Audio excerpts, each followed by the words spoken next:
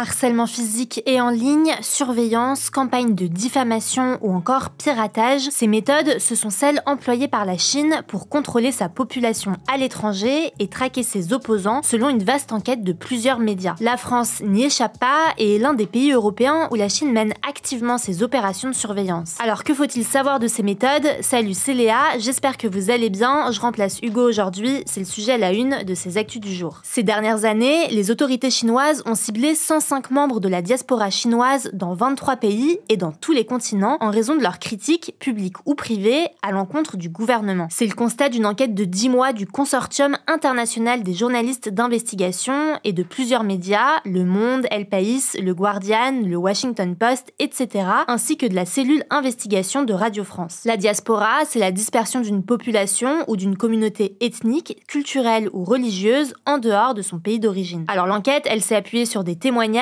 mais aussi sur des manuels policiers chinois et des directives secrètes qui détaillent les méthodes de contrôle des menaces à la sécurité appliquées aujourd'hui à l'étranger. Les personnes visées font partie de ce que la Chine appelle les 5 poisons. Il y a les militants pour la démocratie en Chine, dont les partisans de l'indépendance de l'île de Taïwan, la communauté ouïghour, cette minorité musulmane persécutée en Chine, la communauté tibétaine, hongkongaise, mais aussi les membres de la communauté spirituelle Falun Gong, qui est interdite en Chine. En gros, ces groupes sont perçus par le gouvernement chinois comme des menaces existentielles à la stabilité et au pouvoir du régime. En l'occurrence, les Ouïghours ciblés sont ceux qui sont favorables à l'indépendance de la région du Xinjiang à l'ouest de la Chine. Mais alors, quelles sont les méthodes employées par la Chine? La première méthode, ce sont les pressions sur les familles restées en Chine. De nombreux dissidents reçoivent des appels ou des messages de proches, eux-mêmes contactés ou menacés par la police chinoise pour les dissuader de toute activité publique en France. Cette pratique est intitulée influence émotionnelle de la parenté dans les documents du gouvernement chinois que les journalistes ont pu se procurer. Elle consiste à utiliser les liens familiaux pour influer sur le comportement des dissidents.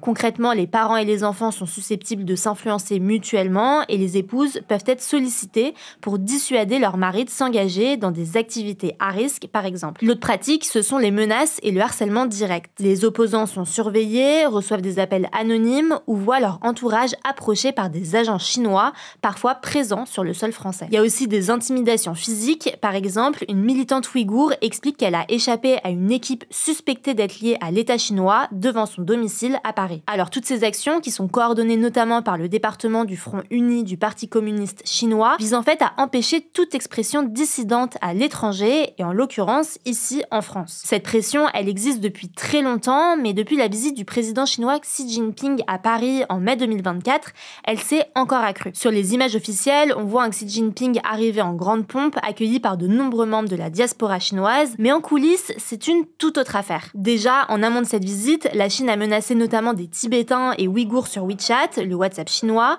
Leurs réseaux sociaux ont été piratés et leurs familles ont reçu des coups de téléphone des autorités. L'un de ces dissidents explique notamment que les autorités chinoises ont parlé à son père de sa pension de retraite et de son assurance maladie, sous-entendant qu'elle pourrait ne plus lui être versée. Et ensuite, sur place, pendant la visite de Xi Jinping, il y a eu un grand rassemblement place de la République à Paris des opposants au régime chinois. Selon l'enquête, peu avant de monter sur l'estrade pour prendre la parole, certains opposants ont reçu des dizaines d'appels de leur famille. L'un d'eux a expliqué avoir rappelé sa mère après la manifestation, qu'il a informé que son père avait été interrogé par la police dans la nuit et qu'on leur avait dit de dire à leur fils de ne pas aller au rassemblement et de ne pas y prendre la parole. Selon des directives confidentielles chinoises qui datent de 2013 et qui ont été obtenues par le chercheur allemand Adrian Zenz et transmises au consortium de journalistes, les pressions exercées sur les familles restées en Chine sont le fruit d'une stratégie explicitement pensée par le gouvernement chinois pour réprimer les opposants. Mais alors face à ça, quelle a été l'attitude des autorités françaises? Alors il y a eu des arrestations, notamment de Tibétains, en marge de la visite de Xi Jinping, sans qu'aucune infraction ne leur soit finalement reprochée. Il s'agissait notamment de Tibétains qui tenaient des drapeaux, des banderoles ou même des tote bags avec écrit Free Tibet,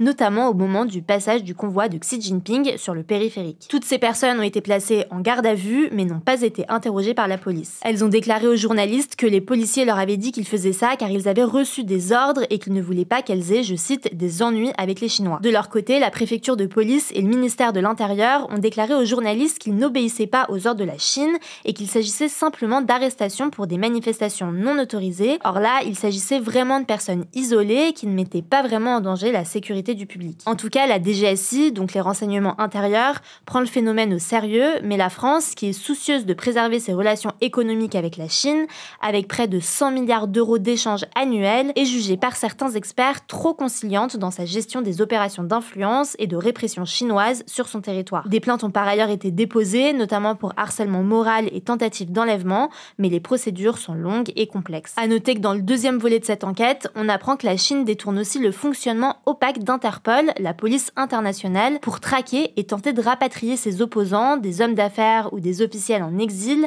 à l'aide des notices rouges, donc les demandes d'arrestation internationale. En fait, le fonctionnement d'Interpol est assez peu transparent et sans réel contrôle externe, et donc il permet à des régimes autoritaires comme la Chine de multiplier les abus. C'est en tout cas ce que soulignent de nombreux experts, des institutions et instances officielles comme le Parlement européen, des ONG ou encore ici des journalistes. Les personnes visées par la Chine sont souvent arrêtées dès qu'elles franchissent une frontière, même si les accusations sont contestables ou qu'il y a une motivation politique derrière. À noter tout de même que depuis plusieurs années, les tribunaux français et européens refusent quasi systématiquement d'extrader vers la Chine, craignant des risques de torture et de traitement inhumain, et plus globalement l'absence de garantie pour un procès équitable, ce qui est contraire à la Convention européenne des droits de l'homme. En tout cas, la Chine a réagi par la voix de son ambassade en France et a rejeté les conclusions, je cite, de cette prétendue enquête, dénonçant des allégations et affirmant que la Chine respecte, je cite toujours, strictement la loi internationale et la souveraineté judiciaire des autres pays. Voilà pour ce sujet, j'ai pas eu le temps de tout évoquer, mais de toute manière, je vous mets les liens des articles en description, notamment ceux du Monde. Il y a 3 volets. Je vous laisse avec Blanche pour les actualités en bref. Merci Léa et bonjour à tous. On commence avec cette actu aux États-Unis. Ce mercredi, le président américain Donald Trump a célébré ses 100 jours à la Maison-Blanche et selon lui, il s'agit des 100 jours les plus réussis de l'histoire du pays. C'est ce qu'il a déclaré ce mardi lorsqu'il a présenté son bilan devant ses partisans dans l'État du Michigan. Concrètement, en 100 jours, Donald Trump a signé plus de 140 décrets présidentiels, un record. Un décret, c'est une décision que le président des États-Unis prend seul sans qu'elle soit soumise au vote des élus américains. Elle doit cependant respecter la Constitution, donc la norme suprême du pays.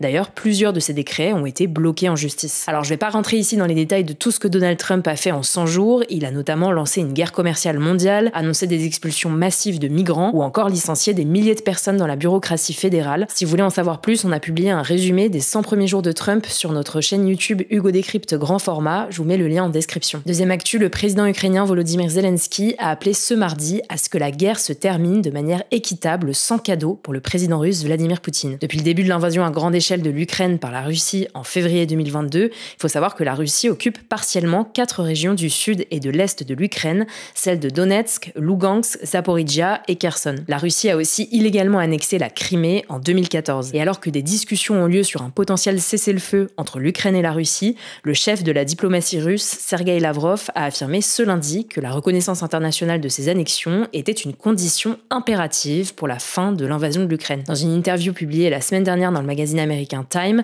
Donald Trump a de son côté déclaré que la Crimée restera sous contrôle russe. Ce mardi, les États-Unis ont demandé à la Russie et l'Ukraine de faire des propositions concrètes pour mettre fin à la guerre, menaçant de mettre fin à leur médiation. Troisième actu, le Premier ministre François Bayrou a commencé ce mercredi ses consultations auprès des représentants de chaque parti dans le but de réformer le mode de scrutin pour les élections législatives en France. Actuellement, les députés sont élus dans 577 circonscriptions au scrutin majoritaire à 2 tours. Il y a donc un seul député par circonscription. Si un candidat obtient plus de 50% au premier tour, il est élu, sinon un second tour désigne le gagnant. Le problème, c'est que ce système favorise surtout les grands partis, car un parti qui n'a pas beaucoup de voix réparties peut ne pas obtenir de siège s'il n'arrive jamais en tête localement. François Bayrou envisage donc de changer ce mode de scrutin pour la proportionnelle intégrale, qui serait un système plus juste selon lui. Concrètement, chaque groupe politique recevrait exactement le nombre de sièges qui correspond au nombre de voix qu'il a eu. C'est ce qui se passe pour les élections européennes. Par exemple, s'il y a 100 sièges à répartir et qu'un parti reçoit 20% des voix, alors il obtient 20 sièges. Mais ce système a aussi des inconvénients, notamment car il rend difficile le fait d'avoir une majorité claire à l'Assemblée et donc de gouverner facilement. Marine Le Pen, la chef de file des députés RN, et Jordan Bardella, le président du parti, ont été les premiers reçus ce matin. Faut savoir que le RN réclame lui aussi la proportionnelle, mais souhaiterait ajouter une prime majoritaire pour la liste arrivée en tête, donc une sorte de bonus qui permettrait d'avoir des sièges supplémentaires pour ceux qui arrivent en premier aux élections. D'autres partis, surtout à gauche, veulent aussi changer le mode de scrutin, mais restent divisés sur la proportionnelle. De son côté, le parti de droite Les Républicains y est fermement opposé. Quatrième actu, la loi sur le narcotrafic a définitivement été adoptée au Parlement ce mardi. L'objectif, selon le ministre de l'Intérieur Bruno Retailleau, c'est de permettre aux forces de l'ordre et à la justice de lutter, je cite, à armes égales contre les trafiquants de drogue. Cette loi prévoit notamment la création création d'un parquet national anticriminalité organisée qui s'occupera à partir de janvier 2026 des affaires plus graves. Le texte prévoit aussi la création de quartiers de haute sécurité pour les trafiquants les plus dangereux dans le centre pénitentiaire de Vendin-le-Vieil dans le Pas-de-Calais. Ce texte prévoit aussi une réforme du statut de repenti qui permet aux personnes impliquées dans des réseaux de voir leur peine réduite si elles collaborent avec la justice. À noter que les écologistes et les socialistes ont annoncé saisir le Conseil constitutionnel pour vérifier si certaines mesures respectent bien la Constitution. Cinquième actu, l'utilisation des produits chimiques appelés phtalates pourrait être liée à plus de 356 000 décès dans le monde seulement en 2018. C'est ce que révèle une étude publiée dans la revue Lancet Biomedicine. Les phtalates, ce sont des produits utilisés dans beaucoup de produits en plastique car ils permettent de les assouplir et d'augmenter leur flexibilité. On les retrouve dans les articles ménagers en plastique, mais aussi dans les cosmétiques, les détergents, les solvants, les tuyaux en plastique ou encore les insecticides. Le problème, c'est que d'après cette étude, l'exposition quotidienne à ces produits chimiques contribuerait au développement de maladies cardiovasculaires qui concernent donc le cœur et la circulation sanguine. Sur les 356 000 décès comptabilisés en 2018, les 3/4 sont survenus au Moyen-Orient, en Asie du Sud et de l'Est et dans le Pacifique. Et on termine avec cette actu. En France, une jeune femme sur 5 ne se considère pas comme hétérosexuelle, c'est-à-dire pas exclusivement attirée par le sexe opposé. Ce chiffre est issu d'une enquête publiée ce mercredi par l'Institut national d'études démographiques. Alors cette étude a été réalisée sur un échantillon de 10 000 jeunes adultes de 18 à 29 ans et elle montre plus précisément que 81% des femmes de cette tranche d'âge se définissent comme hétérosexuelles en France. 10% se définissent plutôt comme bisexuelles et se disent aussi bien attirées par les hommes que par les femmes et enfin 2% comme lesbiennes. Chez les jeunes hommes, 3% se disent homosexuels et 3% bisexuels. C'est tout pour aujourd'hui. Merci beaucoup d'avoir suivi ce format des actus du jour. Prenez soin de vous, prenez soin de vos proches et je vous dis à demain.